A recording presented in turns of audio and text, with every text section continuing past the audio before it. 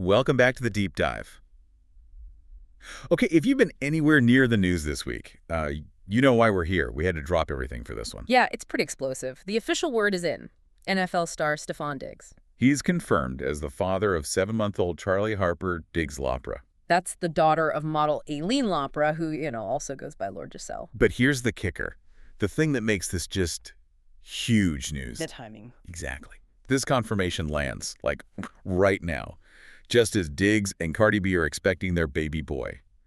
Any day. It's almost unbelievable. You've got 2 pregnancies, 2 different legal fights happening, and now 2 babies for Diggs within maybe a year. So that's our mission today. We need to get past the headlines, really dig into the court documents, the statements, the social media tea. Yeah, we need to look at the legal fight itself. How did we get this confirmation? And Cardi B's reaction, that whole woman-to-woman thing. What did that really mean? And the logistics. The sheer complexity of this new blended family situation is massive. Okay, so let's start with the legal timeline, because this wasn't something that just popped up.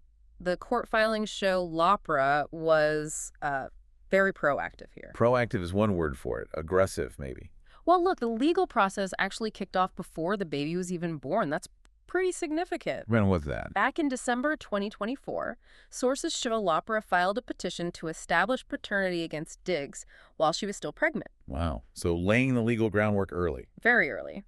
Then fast forward to April 2025, the baby arrives, and the name, Charlie Harper Diggs Lopra, using his last name right on the birth certificate. That's a statement in itself, isn't it, in a public fight like this? Absolutely. It puts the pressure right on him. So by July 2025, Diggs files his response. He contested paternity, naturally, and requested genetic testing. Standard stuff there. But he did something else in that same filing, didn't he? Something strategic. He did. This is key. He also requested joint custody if paternity was confirmed. Okay, hold on. So while he's officially questioning if he's the father, he's also saying, but if I am, I want joint custody. Exactly. That's not someone planning to walk away. That's someone saying, okay, let's find out for sure, but I'm asserting my rights from the get-go. That feels like a really smart legal chess move. It is. It establishes his intent early, makes it much harder later on for anyone to argue he wasn't interested in being involved, Right. Okay, so the testing happens. We jump to, now, November 2025. The results are in. He is the father. Confirmed. And immediately, the focus shifts. Lopra's attorney, Tamar Armanek, puts out a statement. What did it say? Beyond just confirming the DNA. It confirmed the results, of course, but then pivoted straight to responsibility. She said they are, quote, hopeful that he will meaningfully contribute to the child's life. Meaningfully contribute. That phrase sounds loaded. It is. It frames the entire next stage. It's not if anymore, it's how. How involved, how much support. It sets the public expectation. Which brings us straight to the other major player here, who actually already weighed in on this whole messy situation. Cardi B. Right. She hasn't said anything official since this week's confirmation, but back in September, she gave everyone a pretty clear idea of where her head was at. On Instagram Live, wasn't it? And it wasn't subtle. Not at all. She specifically referenced that iconic 1974 Shirley Brown song, Woman to Woman. Oh, yeah. For anyone who doesn't know, it's a song about a wife calling her husband's mistress. It's legendary soul drama. And Cardi channeled that exact vibe. She was kind of joking, but also deadly serious, She said something like, hello, Barbara, this is Shirley. Right then. That's your baby daddy, bitch. That's my baby daddy, too. Well, what now? I don't have no. We'll figure it out, bitch. Okay. Unpacking that. She knows what's going on. She knows the public narrative. She's acknowledging it head on. But crucially, she ends with, we'll figure it out. Which sounds like, yes, this is happening, but I'm staying. We, as a couple, will deal with this. Exactly. It's a commitment to the relationship with Diggs, despite the external chaos.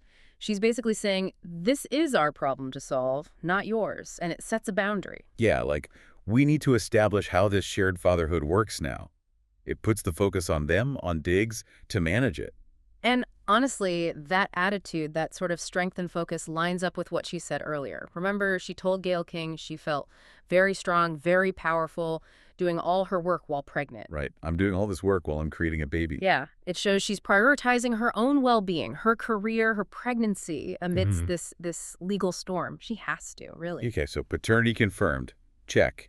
But the actual court case regarding Charlie Harper, that's just getting started, right? custody, support. Absolutely. The confirmation just kicks off the next phase. The case is officially not dismissed. It needs a settlement or it goes to litigation. And this is where those initial court filings become really important again. Right. Because what Lopra asked for and what Diggs asked for, they're miles apart. Completely different visions of co-parenting. Let's break down the terms because custody isn't just one thing.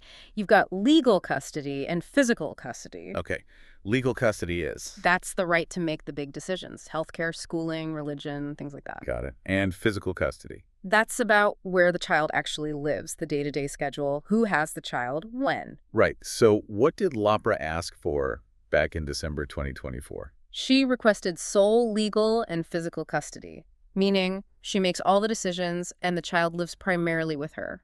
Diggs would get visitation. So she wanted primary control, and financially. She asked for Diggs to pay all reasonable expenses, pregnancy, birth, her attorney fees, everything.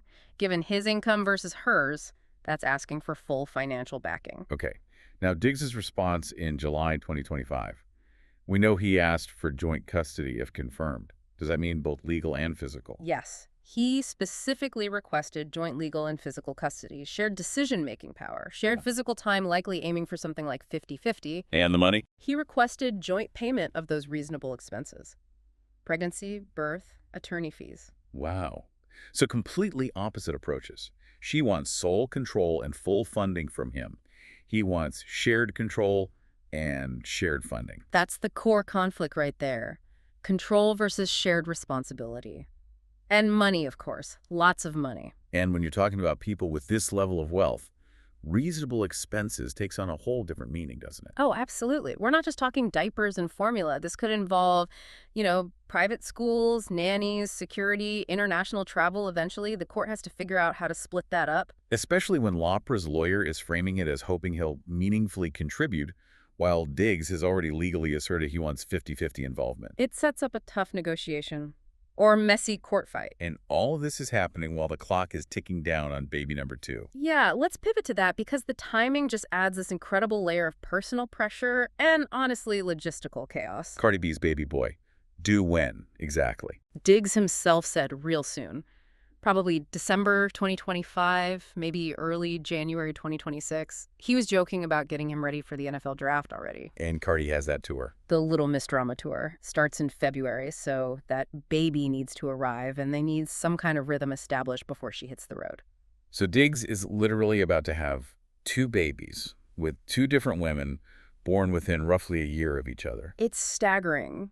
And it completely redraws the family map for everyone involved. We're talking about a seriously complex, blended family structure now. Let's just spell it out because the scale is hard to grasp. For Stefon Diggs, he's now a dad of 3. Right. There's Nova, his 9-year-old daughter from a previous relationship. There's Charlie, the 7-month-old just confirmed. And the new baby boy with Cardi coming any minute. So that's 2 new co-parenting relationships he needs to establish and manage simultaneously. And for Cardi B, she's about to be a mom of 4. She already has Culture, who's 7, Wave, who's 4, and Little Blossom, who's 1, with Offset. Plus the new baby boy with Diggs. Okay, so between them, how many co-parenting dynamics are we talking about? Cardi and Offset, Diggs and Nova's mother, Diggs and Aileen Lopra, and now Diggs and Cardi B. 4 distinct co-parenting relationships. Think about coordinating holidays, school events eventually, visitation schedules, doctor's appointments, legal agreements, financial support, across 4 different setups. While both Diggs and Cardi maintain these huge, demanding international careers. It's not just complex, it's like exponentially complex. The co-parenting stack, as you called it before we started, it's immense. You'd need an army of assistants, lawyers, nannies, and probably military-grade scheduling software. Making sure a 7-month-old, a 1-year-old, a newborn, plus the older kids, all get meaningful time and connection with the right parents.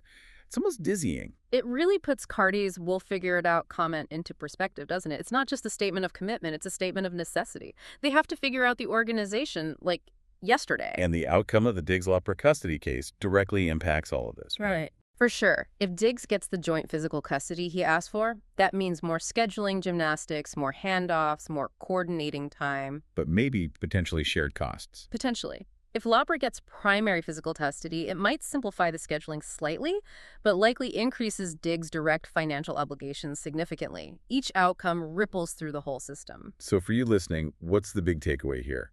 The headline battle over if he's the father is done. But the real work, the messy, complicated day-to-day reality of managing this high-profile, multi-layered family life, that's only just beginning. And it really hinges on that core disagreement we talked about.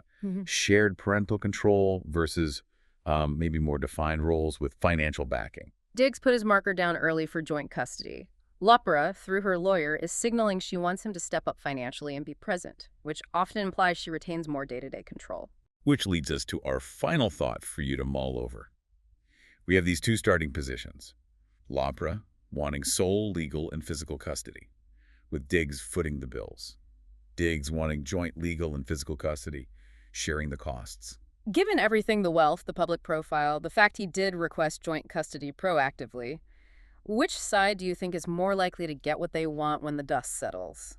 Will the court prioritize Diggs' immense financial resources to guarantee Charlie's security, potentially giving Lopra more control?